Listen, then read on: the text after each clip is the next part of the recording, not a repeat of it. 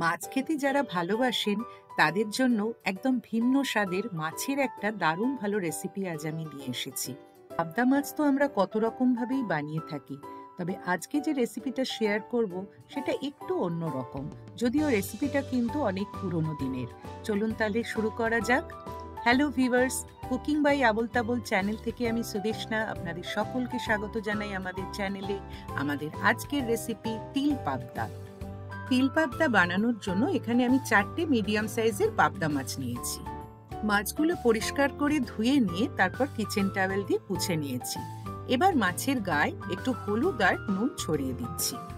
বাজারে যে বড় পাবদাগুলো পাওয়া যায়, যেগুলো সাধারণত অনুষ্ঠান বাড়িতে রান্না হয়ে থাকে, সেগুলোর টেস্ট কিন্তু এত ভালো আমার লাগে না, বরং এই মিডিয়াম সাইজের দেশি পাবদার টেস্ট অনেক বেশি ভালো লাগে। মাছগুলোর গায়ে নুন হলুদ খুব ভালো করে মাখিয়ে নিচ্ছি। রান্নাঘরে যারা নতুন তাদের জন্য বলি, মাছ ধুয়ে কিচেন টাওয়েল দিয়ে মুছে নিলে মাছ ভাজার সময় আর তেল ছিটকবে না। মাছ ছাড়া এই রেসিপির মেন ইনগ্রেডিয়েন্ট হলো সাদা তিল। এখানে আমি 2 টেবিলস্পুন সাদা তিল নিয়েছি।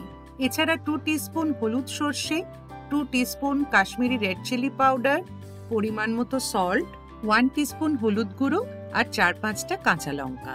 এই যে সব ভিডিওতে টেবিল স্পুন আর টিস্পুন মেপে সব পরিমাণগুলো আমি বলি, আমাদের এক দর্শক বন্ধু আমাকে রিকোয়েস্ট করেছেন এটা একটু ডিটেলে বলতে। টিস্পুন আমরা চা বা কফিতে ইউজ করে থাকি, এছাড়া ডেজার্টের আলাদা কোনো স্পুন না থাকলেও ইউজ করি, এটা সাইজে ছোট হয়। টেবিল স্পুন সাইজে বড় হয়, তাছাড়া মেন কোর্স সার্ভ করা হলে খাওয়ার জন্য আমরা এই স্পুনটাই ইউজ করে থাকি। এগুলো দেখেও যদি বুঝতে অসুবিধা হয় তাহলে মেজারিং কাপের সঙ্গে যে মেজারিং স্পুন পাওয়া যায় সেগুলোও কিন্তু আপনারা ইউজ করতে পারেন। যেমন এটা হলো 1 টেবিল স্পুন আর এই পাশের ছোটটা হচ্ছে 1 টিস্পুন, আর মাপগুলো স্পুনে মেনশনও করা থাকে। এবার একটা পেস্ট বানাবো, তার জন্য প্রথমে মিক্সচার জারে 2 টেবিল স্পুন তিল দিলাম, এরপর 2 টিস্পুন হলুদ সর্ষে, 3টে কাঁচা লঙ্কা, আপনারা ঝাল বেশি খেলে এখানে লঙ্কার পরিমাণ আর একটু বাড়িয়েও দিতে পারেন। এবার পরিমাণ মতো কিছুটা জল দিচ্ছি, খুব অল্পই দেবেন, বেশি একসাথে প্রথমেই জল দেবেন না। 1/2 টিস্পুন সল্ট অ্যাড করলাম আর পেস্টটা বানিয়ে নিলাম। কড়াইতে তেল গরম করে নিচ্ছি মাছগুলো ভেজে নেওয়ার জন্য।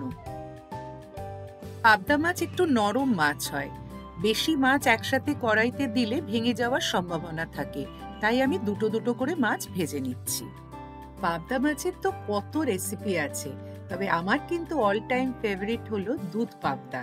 আর এই দুধ পাবদার রেসিপিটা কিন্তু আমাদের চ্যানেল থেকে অলরেডি আপলোড করা আছে, আমরা ডেসক্রিপশন বক্সে লিংক দিয়ে দেবো, আপনারা চাইলে এটা দেখতে পারেন। এটা কিন্তু খেতে সত্যিই অসাধারণ লাগে। মাছগুলো সব ভাজা হয়ে গেছে, এক এক করে সব কড়াই থেকে তুলে নিচ্ছি। এবার কড়াইটা পরিষ্কার করে তারপর রান্নাটা শুরু করব। কড়াইতে 2 টেবিল স্পুন সর্ষের তেল দিয়ে তেলটা গরম করে নিচ্ছি। এই ধরনের রান্না কখনো মাছ ভাজার তেলে করা উচিত নয়, তাই পরিষ্কার তেল দিয়ে তেলটা গরম হয়ে গেল, তখন চেরা 2টো কাঁচা লঙ্কা দিলাম। তৈরি করে রাখা পেস্টটা দিয়ে দিলাম। 4 টেবিল স্পুন জল মিক্সার জারে দিয়ে জার ধোয়া জলটা দিয়ে দিলাম। এবার 1 টিস্পুন হলুদ অ্যাড করছি, 1 teaspoon Kashmiri red chilli powder আর স্বাদ অনুযায়ী সল্ট অ্যাড করলাম। সমস্ত মশলা আর পেস্টটা খুব ভালো করে নাড়াচাড়া করে নিচ্ছি। তিল বাটার সাথে কিন্তু এই গোল্ডেন কালারের সর্ষেটাই ভালো যায়, কালো সর্ষে ইউজ করবেন না। 4 টেবিল স্পুন জল আরো অ্যাড করলাম। লো ফ্লেমে মিনিট 2 এটা একটু নাড়াচাড়া করে নিচ্ছি। এবার ঢাকা দিয়ে 2 থেকে 3 মিনিট রান্নাটা করছি। 3 মিনিট বাদে ঢাকা খুলে এটা আরেকবার নাড়াচাড়া করে কিছুটা জল দিয়ে দিলাম গ্রেভির জন্য। সর্ষে বাটা দিয়ে মাছ বানালে যে টেক্সচারটা হয়, এটারও সেই সেম টেক্সচার হবে, তাই জলটা কিন্তু খুব বেশি দেওয়া যাবে না। এবার ভেজে রাখা মাছগুলো এর মধ্যে দিয়ে দিচ্ছি।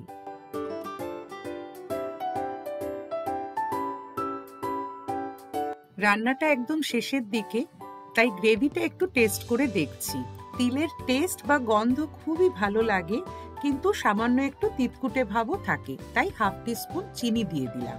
এবার 1 টেবিল স্পুন কাঁচা সর্ষের তেল দিয়ে দিচ্ছি। অনেকেই হয়তো বাড়িতে এই রান্নাটা করেছেন, তবে যারা এখনো করেননি তাদের আমি বলবো আপনারা অবশ্যই একটা ছুটির দিনে দুপুরবেলা এটা বানিয়ে ফেলুন। গরম ভাতের সাথে এটা খেতে জাস্ট ফাটাফাটি লাগবে। বাড়ির সকলে দেখবেন আঙুল চেটে খাচ্ছে আর আপনার রান্নার তারিফ করছে। প্রশংসা পেতে কার না ভালো লাগে বলুন? গ্রেভির ওপরে তেল ভেসে উঠেছে আর রান্নাটাও আমার কমপ্লিট হয়ে গেছে। সেই দরকারি কথাটা তো বলাই হয়নি এখনো। লাইক, কমেন্ট, শেয়ার ও সাবস্ক্রাইব করার রিকোয়েস্ট রইল আপনাদের কাছে। সবাই খুব ভালো থাকবেন। Thank you.